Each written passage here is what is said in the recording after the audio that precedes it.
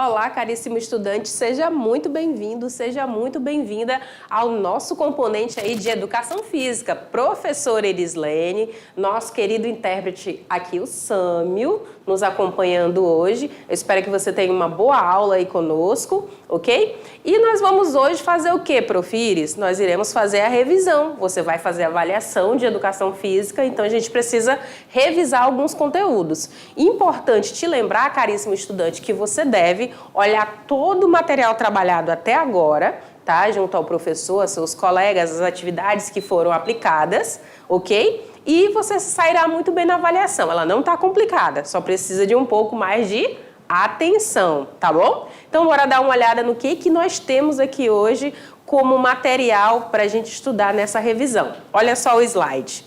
Então, nós estamos na aula de número 9, Profires. Muito bem. E nessa aula de número 9, eu tenho aqui como revisão a aula de número 1. Essa aula de número 1 falou sobre epidemiologia e atividade física. Na aula de número 2, nós conversamos sobre a pirâmide da atividade física. Já na aula de número 4, falei com você aqui a respeito da mídia e os padrões de beleza. Muito bem. E por último aqui, não menos importante, a aula de número 5 sobre imagem corporal e atividade física. Então, vamos entrar na primeira aula aí sobre a epidemiologia e atividade física, certo? Você se recorda aí sobre o que é essa epidemiologia? A gente fala de um estudo, né? Um estudo populacional. Mas isso está relacionado ao quê? Relacionado às doenças, relacionadas aí às práticas das atividades físicas que podem influenciar aí na diminuição dessas doenças, não é mesmo? E aí, dentro dessa temática, eu trabalhei com você o quê? Eu trabalhei definições, epidemiologia, atividade física e saúde, a gente conheceu bem cada um. Falei com você a respeito também das relações entre a epidemiologia e a atividade física. Trouxe ainda o modelo epidemiológico e determinante da atividade física e os estágios de comportamento da atividade física. Então, relembrando com você aqui o que é a epidemiologia. A epidemiologia, ela se trata aí de uma das ciências básicas da saúde pública, tá? Então, trabalha-se aí diversas ações para que essas populações não venham a ter determinados grupos de doenças, né? E aí a gente vai destrinchar um pouquinho mais, relembrar aqui sobre essa palavra aí, né? Ela separadinha aí, montando esse quebra-cabeça. Ep está relacionada ao sobre, ao em cima de. O dêmio, população, o povo. E a logia, o estudo tratado. Então, a gente está falando aí que é um estudo relacionado à população, certo? Essa ciência, ela estuda aí os fenômenos da saúde e da doença também. E os seus determinantes em grupos na população, tá? Então, quando você vê esta expressão aqui, você sabe que a gente está falando sobre epidemiologia. Muito bem. Na sequência, o que tem, prof? Dentro do modelo epidemiológico, eu apresentei para você, e é importante que você revise no material completo, sobre os níveis das práticas de atividade física, sobre, os determinantes do padrão de atividade física e também as propostas de intervenção. Muito bem, eu falei aí sobre propostas de intervenção. O que é que pode ser feito aí para intervir com relação a essas doenças? Dentro desses determinantes da atividade física, conversamos aqui sobre as variáveis demográficas, ambientais, sociais e cognitivas. Então, todas elas vão influenciar aí nesses determinantes da atividade física também. Falei ainda também sobre o estágio do comportamento para a atividade física. E te lembro que é importante que você esteja em um desses últimos aqui, o da ação e da manutenção. Por quê, prof? Porque isso significa que você já está executando a prática do exercício físico. Aqui no início, pré-contemplação, eu estou lá pensando, a contemplação eu estou elaborando, fazer, e a preparação, como o próprio nome já diz, eu estou me preparando para iniciar uma ação, uma prática de exercício. Então, os pontos que eu trouxe para você sobre essa primeira aula foram esses. Na segunda aula, conversei com vocês sobre a pirâmide da atividade física, tá? Pirâmide da atividade física. Nela, eu trouxe o seguinte, falei com você a respeito da aplicabilidade da pirâmide, tá? No nosso cotidiano, os níveis da pirâmide. Falei também sobre a pirâmide de atividade física e a sua relação com os componentes de treinamento. Mencionei ainda sobre o sedentarismo ou a inatividade física, como você desejar aí falar ou entender, compreender. E trouxe dicas para iniciar um programa de atividade física que busque saúde. Certo? Muito bem. Falei para você a respeito dessa estrutura da pirâmide da atividade física. E aí a gente tem que lembrar que ela é composta por 4 níveis. Nível 1, 2, 3 e 4. E quando você olhar essa pirâmide, você fizer suas pesquisas, você vai ver que ela muito se assemelha à pirâmide alimentar, né? A estrutura dela. Aqui eu tenho uma simplificação do que vocês veem dentro dessa pirâmide. Então nós falamos aqui sobre condicionamento aeróbio, sobre condicionamento muscular. E lembro você que o exercício físico, a prática do exercício físico, da atividade física sistematizada, ela tem uma sequência lógica, ela tem aí 3 atributos muito importantes, que são a frequência, a intensidade e também a duração. Certo? Muito bem. O que mais que nós temos, Profires? E aí, olha só, reforçando a tua lembrança aí sobre como é a estrutura dessa nossa pirâmide. Nível 1, atividades do cotidiano, realizo todos os dias, certo? Nível 2, exercícios aeróbicos e de lazer, de 3 a 5 vezes por semana. Nível 3, exercícios de força e flexibilidade, de 2 a 3 vezes por semana. E o topo da pirâmide, que é o nível 4, em menor escala, né? Eu preciso diminuir essa inatividade física, essa ausência de exercício físico, né? Eu preciso fazer o meu corpo movimentar, exercitar-se. Por isso, o nome do nosso projeto, Exercite-se, ok? Então, essas são as orientações relacionadas à frequência de treino e o tipo das atividades físicas aí, conforme cada nível. Muito bem. E aí eu trago também algumas diquinhas importantes para você observar, que é ter a orientação de um profissional da área de educação física, que ele vai te caminhar, te direcionar direitinho. É importante que você seja consciente de qual é o teu nível de atividade física. Então, o nível de atividade física da professora Iris é diferente do nível de atividade física do nosso intérprete, do professor Sâmio. Né? Mesmo que nós fôssemos gêmeos, que nós tivéssemos as mesmas práticas de atividade física, o nosso corpo se comportaria de maneira diferente. Então, eu preciso ser consciente e também entender isso, tá? Mas sempre buscar aí a prática. Ficar atento à busca de treinos, né, na internet aí, dar uma verificada, porque tem muita coisa aí que é muito fake news, né? Como é muito utilizado, tem muita coisa que não vai funcionar muito bem para você. Se você não tem a presença de um profissional, ficar inativo não é o ideal, né? Você vai buscar algo, mas sempre ter essa atenção redobrada aí quanto aos treinos da internet. Outro ponto importante aqui é com relação às sensações de dor e de desconforto. Né? Em toda a prática de exercício físico, se o meu corpo está reclamando de algo, eu preciso observar, diminuir a intensidade, não parar bruscamente, tá bom? Muito bem. E escolher um local apropriado, as roupas adequadas, leves, certo? Para poder fazer essas práticas aí também. Então, essa já foi a segunda aula. Muito bem. Até aqui tranquilo? Muito bem, olha lá. Outra aula que eu conversei com vocês, entre tantas aí na nossa primeira unidade, foi a aula sobre mídia e os padrões de beleza. Muito bem.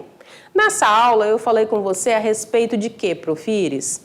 Eu falei com você a respeito do corpo na educação física, falei ainda também sobre os tipos de corpos, falei sobre os padrões de corpo e a influência midiática, diversidade humana e cultural, importante isso daqui, né? Muito importante mesmo. Fragilização e submissão adolescente. E outro ponto sobre a atividade física, saúde e estética. E aí, tem um esquema muito importante para te lembrar, caríssimo estudante, que é o quê? Todos nós somos diversos, somos diferentes, né? Já fiz aqui o exemplo aqui, citei aqui o professor Sâmio, que ele é diferente da professora Iris. Mesmo que nós fôssemos gêmeos idênticos, né? Ainda assim nós seríamos diversos, diferentes, nos comportaríamos diferentes, sentiríamos a execução do exercício físico de forma diferente. Então a gente tem que levar em conta essa palavrinha também. O que a gente percebe? Que existe uma manipulação muito grande da mídia, né, com relação ao ser belo, né? Como que é esse ser belo? Ai, prof, eu não estou exatamente como eu gostaria de ser, como aquela modelo, como aquela atriz, como aquele TikToker, como aquela blogueira, sabe?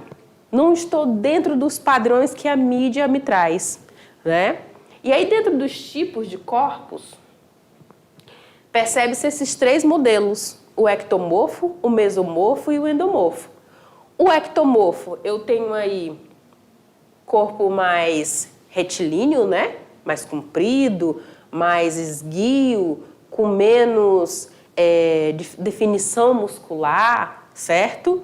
Tenho aqui o mesomorfo, que é o meio termo, né? O equilíbrio. Eu já vejo muito bem aqui, olha só no rapaz aqui, ó, a definição muscular, a curvatura mais delimitada aqui da moça, né?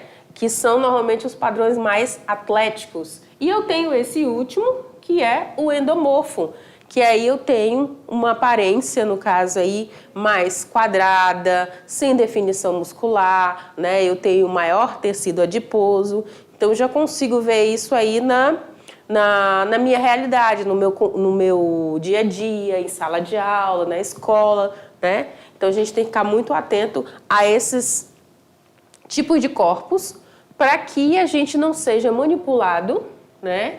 E sucumbir aí, entrar em parafuso, em desespero, porque não corresponde ao padrão da mídia. Lembrando que esse padrão de mídia sempre é manipulado. Se ele é manipulado para tirar uma ruga de um lugar, para tirar a cor de uma pele, mudar, para dar um volume nos seios, para colocar um músculo que não existe, né? Então a gente também tem que ter essa cautela, essa atenção e não se cobrar exageradamente da gente, né, do nosso corpo. Cuidar sim, mas exagerar não. O que eu falei nessa aula ainda? Que existem diversas evidências que mostram que o exercício físico, a atividade física regular, desde a infância até a adolescência, ela traz diversos benefícios, não é mesmo? Né? Em especial aí, gente, para o nosso cérebro, né, que fica sempre mais ativo, né, mais atento, mais criativo. E aí, eu tenho aí alguns benefícios relacionados à composição corporal, né, uma melhor definição, a questão dos níveis de colesterol ficam equilibrados, a pressão sanguínea também, o açúcar no sangue, né, a glicose. Eu tenho maior aptidão aeróbica, né, então não me canso com facilidade, tenho maior força muscular, maior habilidade de movimento, saúde óssea, né, a gente percebe aí. Então é importante que eu esteja sempre atento, né? E nesse período da infância e da adolescente, o que fica mais sobressaltado é a composição corporal, tá? Por quê, prof? Porque o exercício físico tem que fazer o meu corpo funcionar e funcionar bem, né? Como é que eu vou realizar minhas práticas se meu corpo não estiver bem? Correto? Muito bem. Vamos então agora para a última aula aqui, revisando com vocês. Lembrando que precisa estudar tudo, tá? Aqui são só algumas pinceladas, alguns lembretes do que nós vimos aí nas nossas aulas. E aí essa aula de número 5, ela fala sobre a imagem corporal e a atividade física.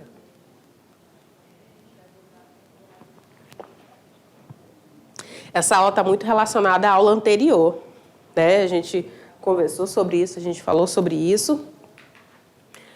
E nela eu falei com você a respeito do ciclo do corpo padrão, da imagem corporal até essa instabilidade emocional. Falei dos transtornos dismórficos corporais, os TDCs, né, essa sigla. Entre eles eu trouxe 3. Trouxe a anorexia, a bulimia e também trouxe a vigorexia. E para finalizar, trouxe aqui para você algumas recomendações que são muito inteligentes a gente observar. Vamos lá então. Dentro desses transtornos dismórficos corporais mais conhecidos, a gente tem esses 3, né? Da bulimia, da anorexia e da vigorexia. E aí, qual a associação que eu posso fazer? Anorexia, né?